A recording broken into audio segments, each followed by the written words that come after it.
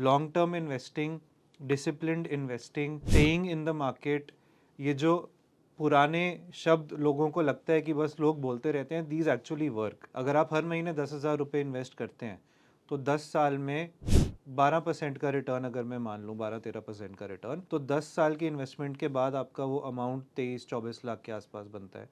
यही अमाउंट 20 साल के बाद 1 करोड़ बन जाता है। यही अमाउंट 30 साल के बाद 3-3.5 करोड़ बन जाता है। क्या सिर्फ लोग अब स्मार्ट एसआईपी मतलब एसआईपी अगर वो कर रहे हैं तो वो उसी पे ही डिपेंड रह चुके हैं? बाकी चीज़ें आपको क्या लगता है कि बाकी चीज़ों पर भी एक्सपेरिमेंट करना चाहिए? जब मार्केट्स में नेगेटिव साइकिल क्रिएट होता है तो बहुत लोग डर के चक्कर में एग्जिट करने लग जाते हैं। That is not the right strategy. Education के लिए लोन मिल जाएगा, गाड़ी खरीदने के लिए लोन मिल जाएगा, घर खरीदने के लिए लोन मिल जाएगा, खुद की रिटायरमेंट के लिए आपको कभी कोई लोन नहीं देगा। अगर आपको कमोडिटी में इन्वेस्ट करना ही है तो आप एसआईपी के रूप में करिए।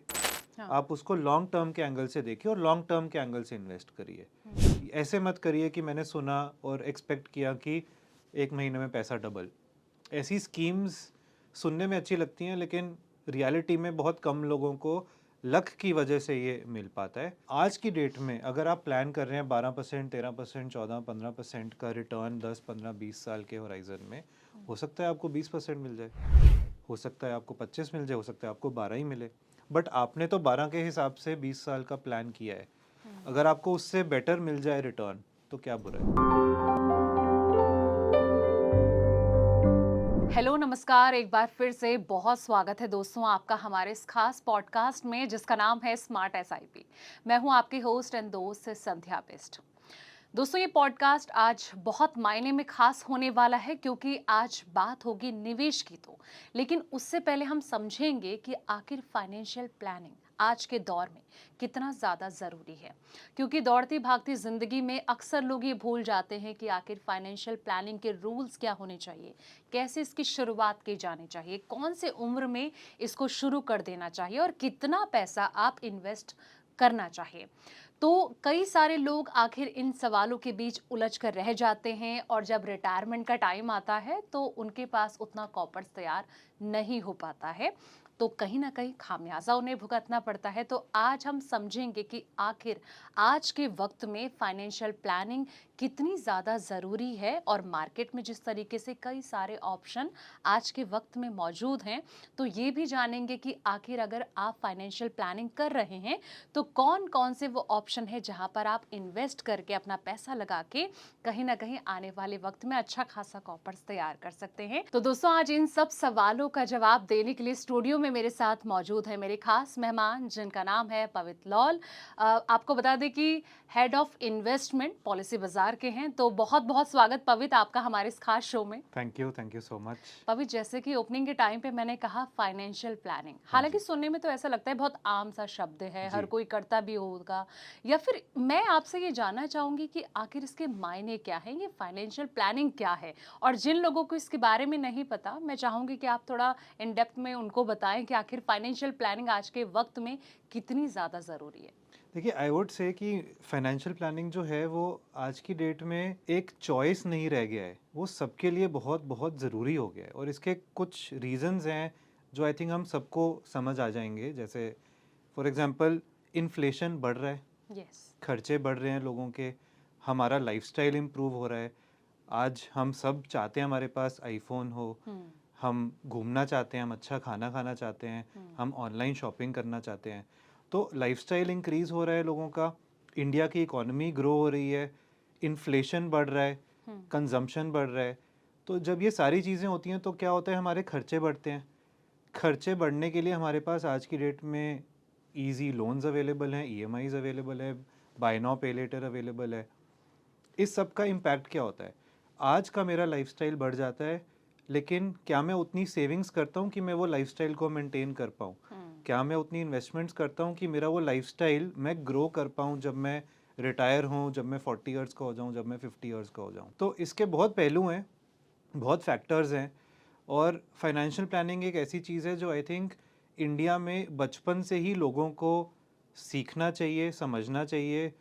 अनफॉर्चुनेटली हमारे एजुकेशन सिस्टम में ये शायद ये इतना डिटेल में नहीं पढ़ाया जाता, बट वो चेंज अब दिख रहा है।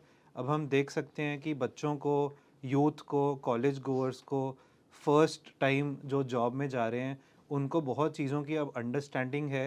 And thanks to internet, thanks to information availability, बहुत चीज़ें डिजिटाइज हो गई हैं, तो लोगों का अवेयरनेस भी बढ़ रहा है। So what I would say is कि फाइनेंशियल प्लानिंग एक नेसेसिटी है, सबको करना चाहिए। सबके लिए वो एक कस्टमाइज तरीके से करना चाहिए। आपको समझना चाहिए कि आपके खुद के लाइफ के गोल्स क्या हैं, आप क्या करना चाहते हैं, जब आप रिटायर होंगे तो आपको कैसा लाइफस्टाइल चाहिए। और ये 3-4 आपके जो माइलस्टोन होते हैं लाइफ के, वेदर इट इज़ रिटायरमेंट, अगर आप मैरिड हैं, आपके बच्चे हैं तो बच्चों की शादी, बच्चों का एजुकेशन, टिपिकल जो एक नॉन नेगोशिएबल गोल्स होते हैं, इन गोल्स के लिए आपको कैसे प्लान करना है। And over and above this आपको एक अच्छा घर बनाना है, अच्छी गाड़ी खरीदनी है, उसके लिए आपको कैसे प्लान करना है। क्योंकि जब तक आप प्लान नहीं करेंगे तब तक वो गोल अचीव करना एक रियलिटी शायद ना बन पाए। बहुत ही चुनिंदे कम लोग होते हैं जो लोग इतनी प्लानिंग के बिना भी लकी हो जाते हैं। रिसेंट एग्जांपल में क्रिप्टो करेंसी में कि कोई लकी हो गया, या सिल्वर गोल्ड में कोई लकी हो गया, तो दैट इज़ रेयर। लेकिन उन लोगों की न्यूज़ ज़्यादा आती है, उन लोगों के बारे में शोर ज़्यादा होता है, तो सबको लगता है कि हम भी वो कर सकते हैं। But the reality is long term investing, disciplined investing, staying in the market, ये जो पुराने शब्द लोगों को लगता है कि बस लोग बोलते रहते हैं, दीज एक्चुअली वर्क। कंपाउंडिंग जो है वो एक्चुअली आपको वेल्थ क्रिएशन में हेल्प करता है। आप 10 साल पैसा लगाएं, 20 साल पैसा लगाएं, 30 साल पैसा लगाएं, जो रिटर्न्स आपको पावर ऑफ कंपाउंडिंग से मिलते हैं, वहीं से वेल्थ क्रिएशन होता है और वहीं से आपके गोल्स जो हैं वो फुलफिल होते हैं। पवित, आपने ना अपने आंसर में बहुत सारी चीज़ें डिफाइन की। मुझे लगता है आपने क्रिप्टो की भी बात की, जैसे कि आजकल बहुत ट्रेंड चल रहा है क्रिप्टो, गोल्ड, हाँ जी, सिल्वर, हाँ जी, ईटीएफ्स की अगर मैं बात करूं, हाँ और जी, कहीं ना कहीं अब ना ऑप्शन पर ही मैं आपके साथ आना ठीक चाहूंगी है। कि जैसे आपने ये तो डिफाइन कर दिया कि आखिर फाइनेंशियल प्लानिंग कितनी ज़्यादा ज़रूरी है आज के वक्त में, और इसका क्या मतलब होता है।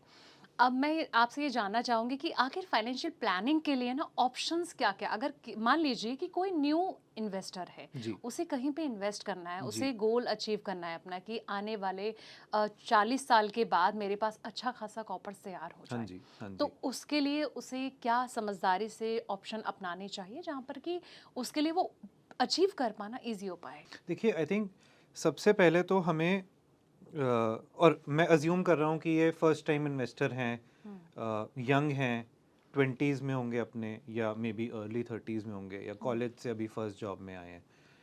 तो ऐसे इन्वेस्टर के लिए ना सबसे ज़्यादा इम्पोर्टेंट ये रहता है कि नॉइज़ से इन्फ्लुएंस ना हो।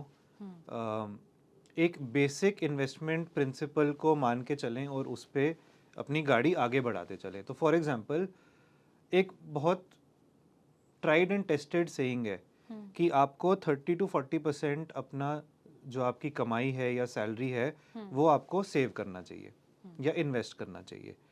अब उस 30-40% के अंदर भी डिपेंडिंग ऑन आप की एज क्या है, आपका रिस्क प्रोफाइल क्या है, बट एक टिपिकल इंडियन के लिए बोला जाता है कि जो आपकी एज है उतना अमाउंट तो आपको सेफ गारंटीड इंस्ट्रूमेंट्स में डाल देना चाहिए। 100 माइनस एज जो आपका बचा वो आपको थोड़ा अग्रेसिव मार्केट लिंक्ड ऐसे इंस्ट्रूमेंट्स में डाल देना चाहिए। तो ऐसे एक एक करके लेट मी जस्ट मैं ब्रेक डाउन करता हूँ इसको।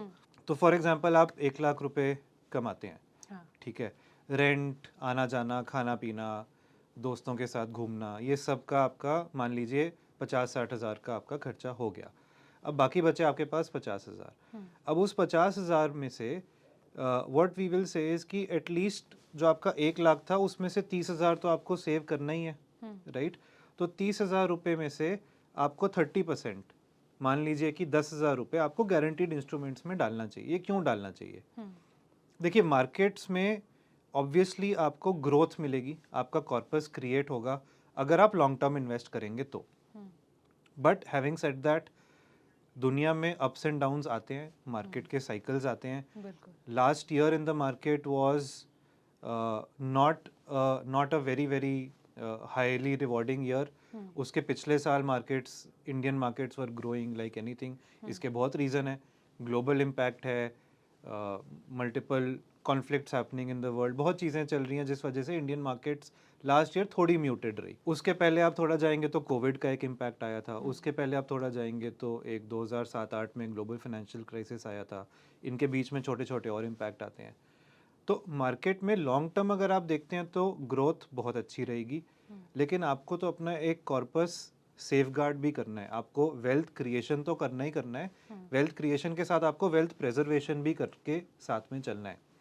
फ़ायदा ये है कि आप यंग हैं अभी, अगर आप यंग हैं तो आप अपना एक कॉर्पस गारंटीड इंस्ट्रूमेंट्स में डालते जाइए 30% के आसपास, बाकी जो आप अपना कॉर्पस है वो आप मार्केट में लगाते जाइए।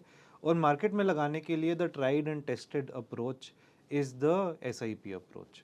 अब SIP अगर आप लगाएंगे मंथली, आप 1000, 2000, 3000, 4000 जो भी आपका वो एक मैथ बनता है, आप मार्केट में लगाते रहिए।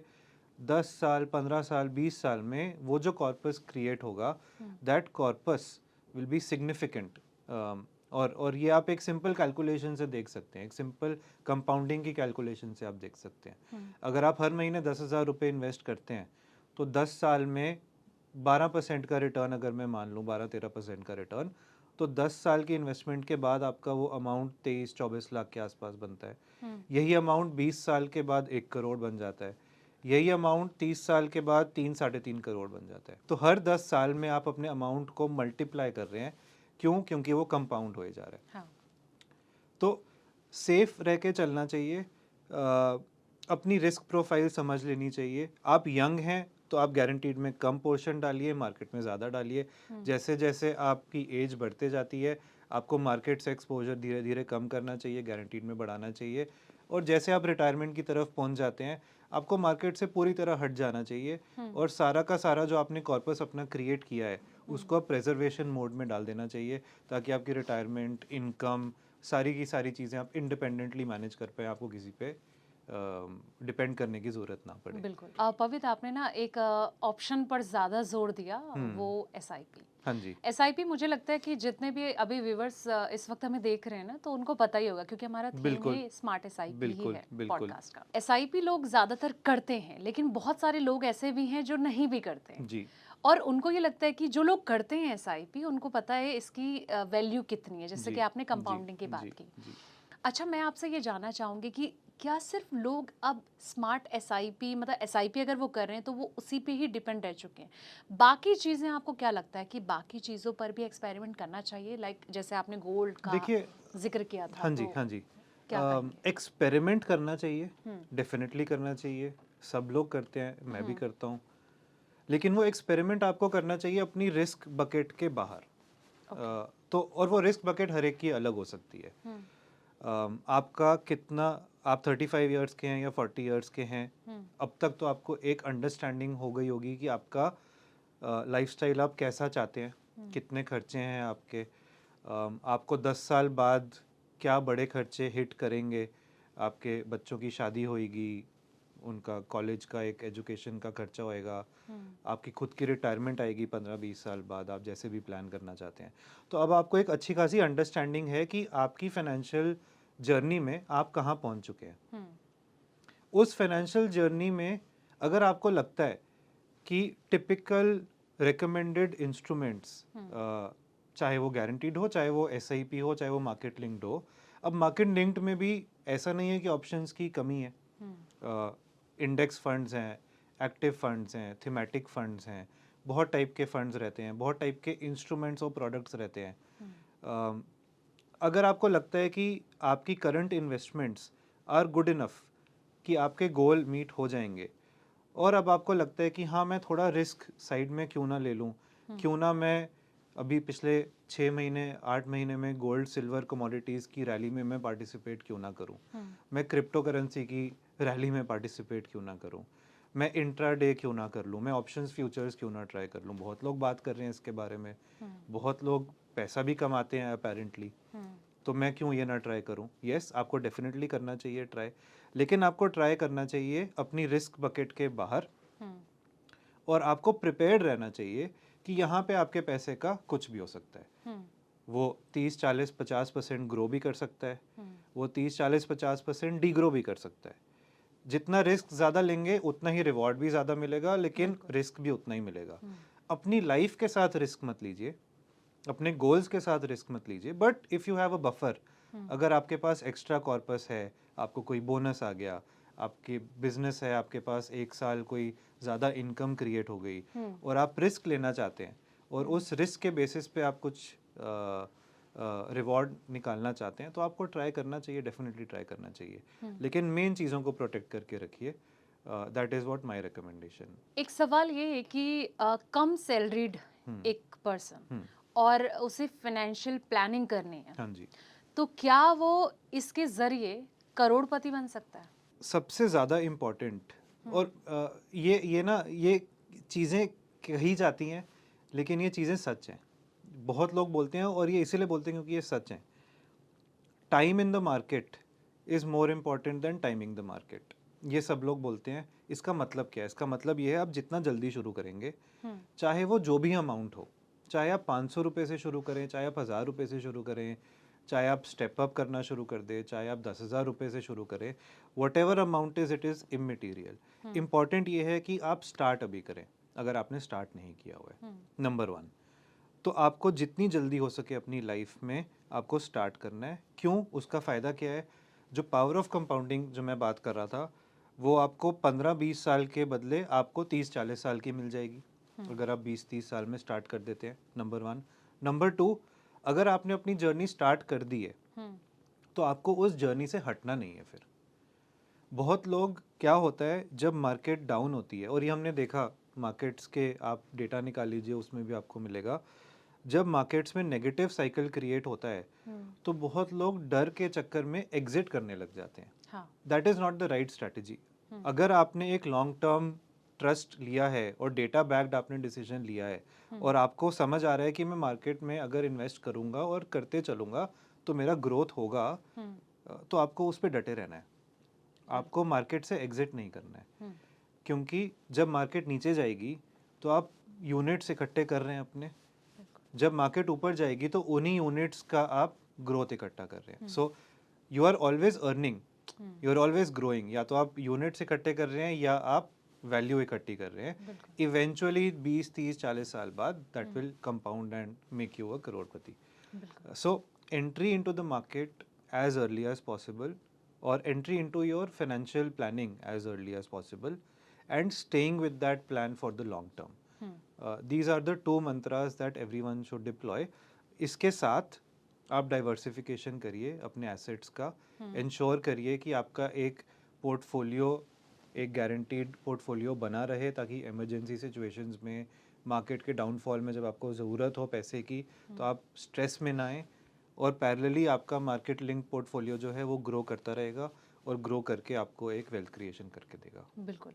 अच्छा, अब आते हैं एज फैक्टर पर। हाँ जी। देखिए, जैसे कि आपने फाइनेंशियल प्लानिंग को लेकर कहा कि टाइमली शुरू करें तो ज़्यादा बेनिफिट इसके मिलते हैं, कंपाउंडिंग पावर उतनी ज़्यादा वर्क करती है। हाँ जी। एज फैक्टर, जैसे कि मान लीजिए कोई 20s में है, कोई 30s या 40s 50s में है, और कोई 60s में है, हाँ जी। तो इन लोगों के लिए क्या टर्म्स कंडीशन होती है? क्योंकि ऑब्वियसली बात है कि अगर 50 साल का एक आदमी उस टाइम पे वो सोच रहा है कि मुझे कहीं पे इन्वेस्ट करना है, उसने जी। पहले कभी नहीं किया, तो जी। उसके लिए फिर कहीं इक्विटी तो मुझे लगता नहीं कि शायद आप प्रेफर करेंगे कि वहाँ पे उन्हें जाना चाहिए।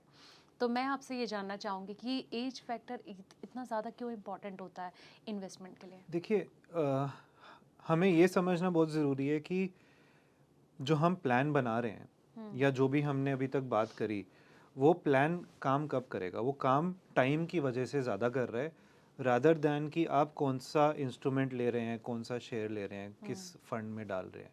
आप टाइम दे रहे हैं अपने पैसे को ग्रो करने के लिए।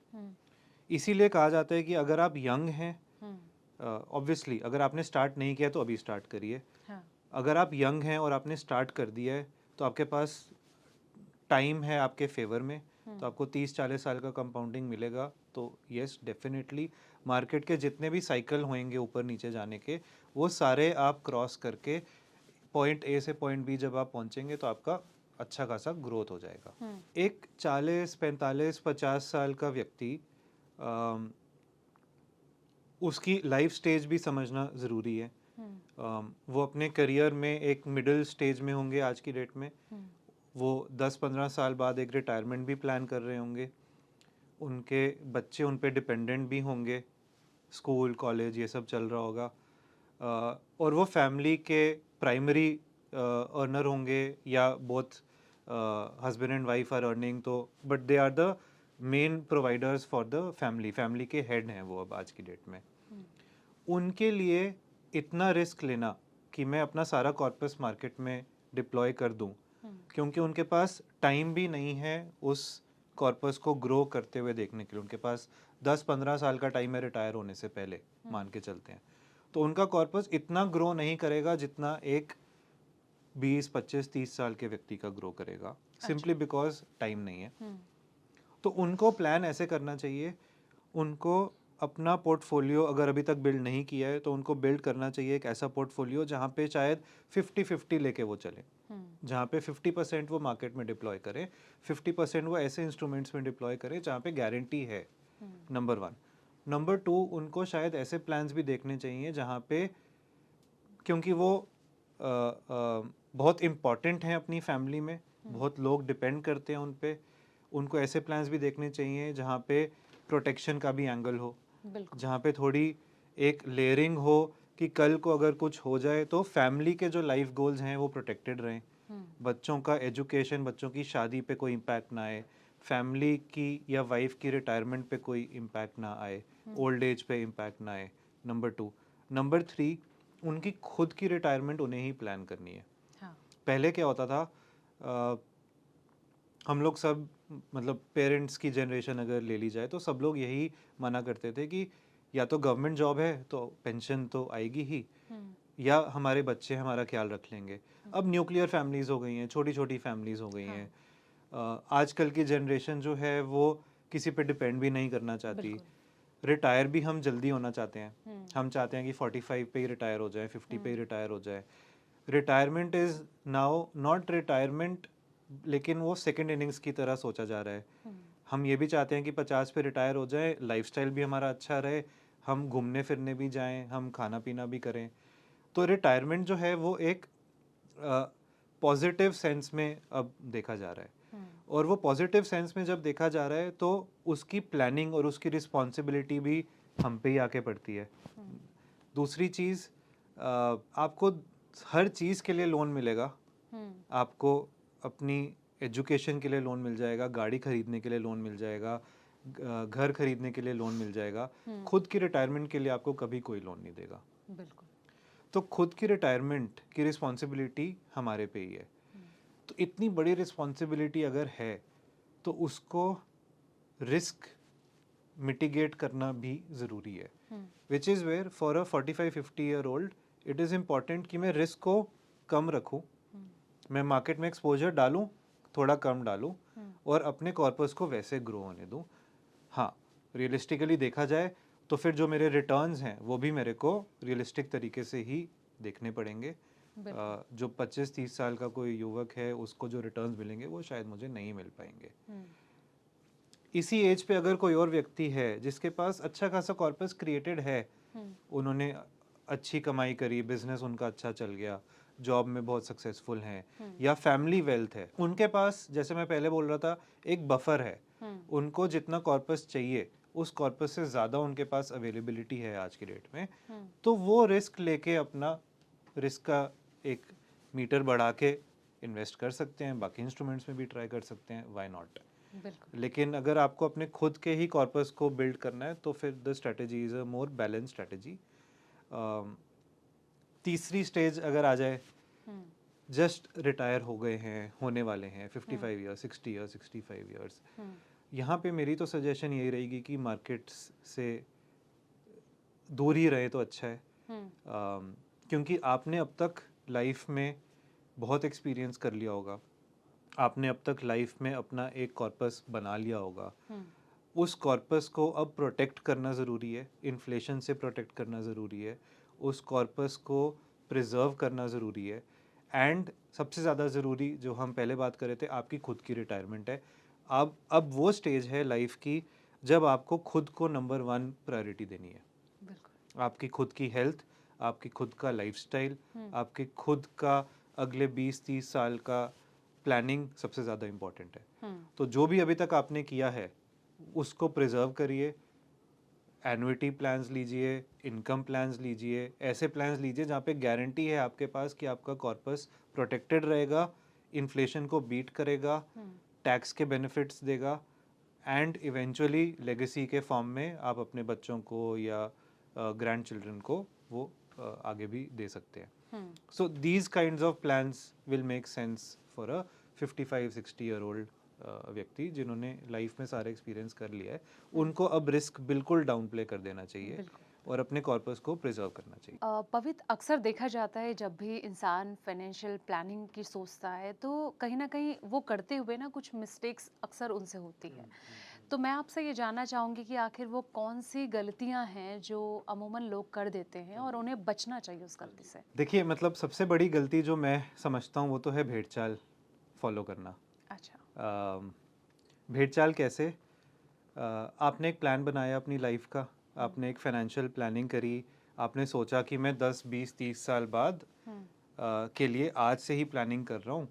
मैंने ये 3 टाइप के इंस्ट्रूमेंट्स में डिप्लॉय किया हुआ है पैसा और अब इसमें मैं SIP के तौर पे या एनुअली के तौर पे अगर गारंटीड है तो मैं इन्वेस्ट करता जाऊँगा और 10, 20, 30 साल बाद मेरे पास एक अच्छा खासा कॉर्पस क्रिएट हो जाएगा. सबसे बड़ी गलती जो हम ये करते हैं कि हम अपने ही डिसीजन को सेकंड गेस करने लग जाते हैं. वो तब होता है जब कहीं ना कहीं या तो मार्केट का में कोई डाउनफॉल दिखने लग जाता है हमको, तो हमें लगता है हमसे गलती हो गई.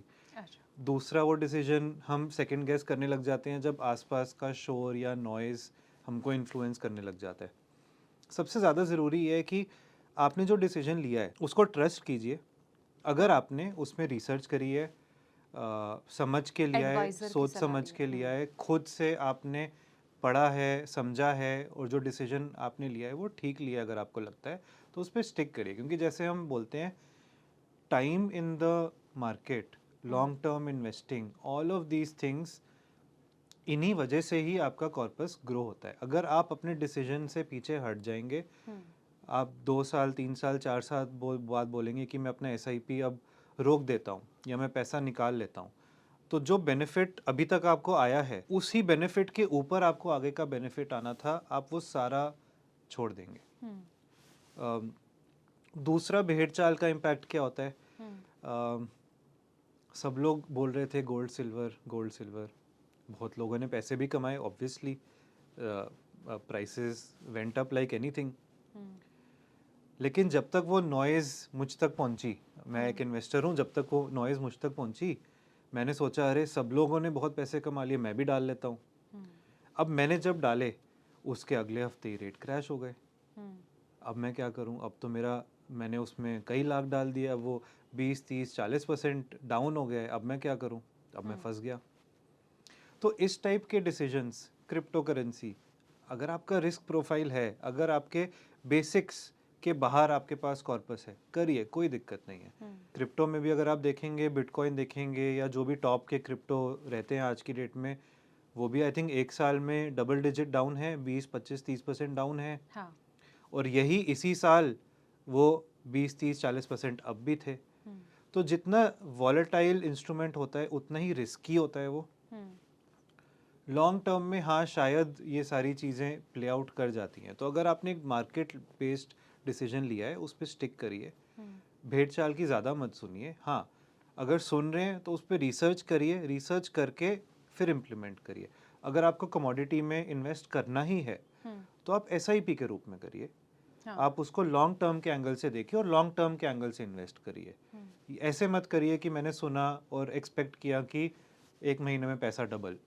ऐसी स्कीम्स सुनने में अच्छी लगती हैं लेकिन रियलिटी में बहुत कम लोगों को लक की वजह से ये मिल पाता है. रिटेल इन्वेस्टर्स का लक ज़्यादा चलता है रादर दैन रिसर्च.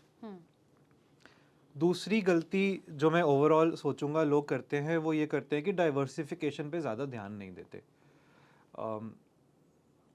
हमें क्या लगता है कि हम अपना रिवॉर्ड मैक्सिमाइज़ कर दें, अपना रिटर्न को मैक्सिमाइज़ कर दें, तो मैं सारा का सारा पैसा अपना मार्केट में लगाना शुरू कर देता हूँ. लॉन्ग टर्म में शायद वो काम कर जाए, शायद वो आपको बीच में हिट भी दे दे थोड़ा सा. लेकिन होता क्या है कि सबके पास ये समझ तो है कि मुझे लॉन्ग टर्म के लिए इन्वेस्ट करके रखना है, लेकिन ये विल पावर शायद नहीं होती कि जब मार्केट 20, 25, 30% का एक डाउनफॉल लेगी तो मैं स्टे इन्वेस्टेड वाली जो फिलॉसफी है उस पे मैं रह पाऊँगा कि नहीं रह पाऊँगा।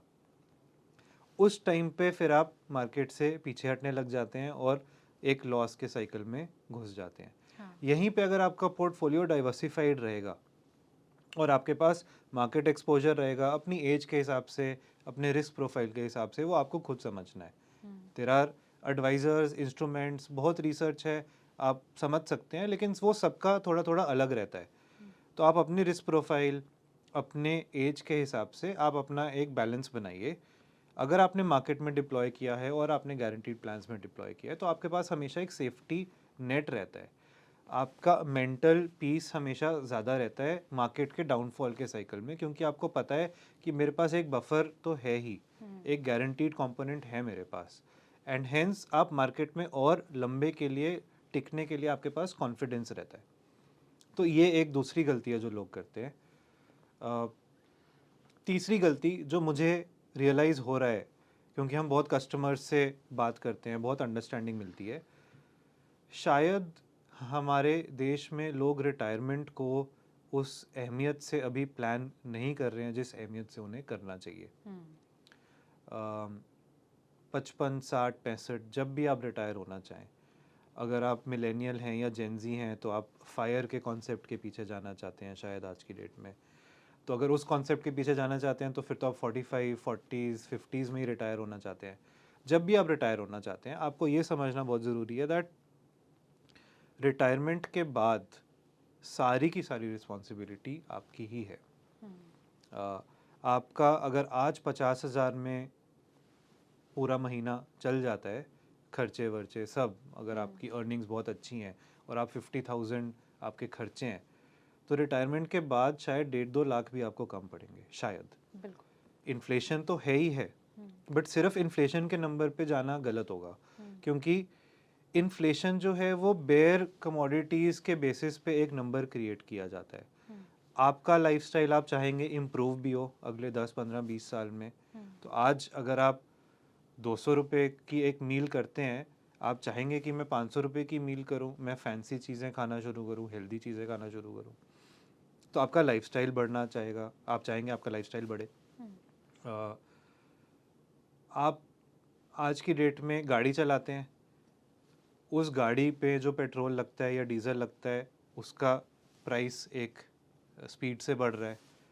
हेल्थ केयर के खर्चे बहुत रैपिडली बढ़ रहे हैं, बिल्कुल। तो हेल्थ इंश्योरेंस तो होना ही चाहिए, बट हेल्थ केयर के जो खर्चे हैं, एक सर्जरी जो 10-15 हज़ार में हो जाती थी शायद वो लाखों में जा रही है, कल को वो 2-3 लाख में चली जाएगी।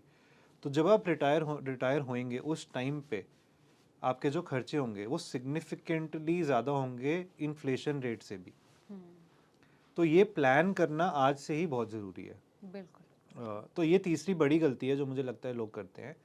रिटायरमेंट प्लानिंग एक सिस्टमैटिक स्ट्रक्चर्ड तरीके से शायद इंडिया में हम नहीं कर रहे हैं, और रिटायरमेंट के दो मेन पहलू हैं।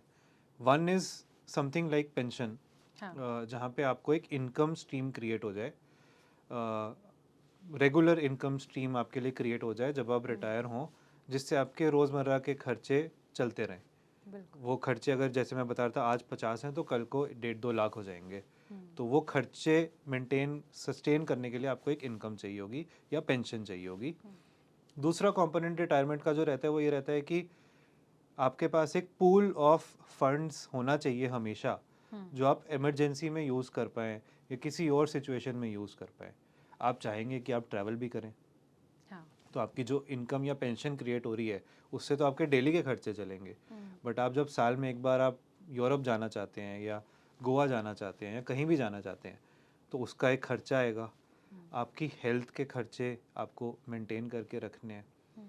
आप जब रिटायर होएंगे शायद आपके पेरेंट्स हों उस टाइम पे, ऑब्वियसली हम चाहेंगे आपके पेरेंट्स भी हों, वो एक्सट्रीम ओल्ड एज में होंगे, उनकी रिस्पॉन्सिबिलिटी पे भी आप पे आएगी। तो ये सारी चीज़ों को माइंड में रखते हुए retirement planning I think is a big gap आज की डेट में। तो ये कुछ गलतियां हैं जो मुझे लग रहा है हम लोग कर रहे हैं, भेड़ चाल पे इन्फ्लुएंस हो जाते हैं, हम्म, अपने डिसीजन से चूक जाते हैं, डाइवर्सिफिकेशन शायद हम अच्छे से नहीं करते, और अपनी खुद की रिटायरमेंट प्लानिंग हम नहीं कर रहे हैं। बिल्कुल। ये 3 चीज़ों पे फोकस हमें करना चाहिए।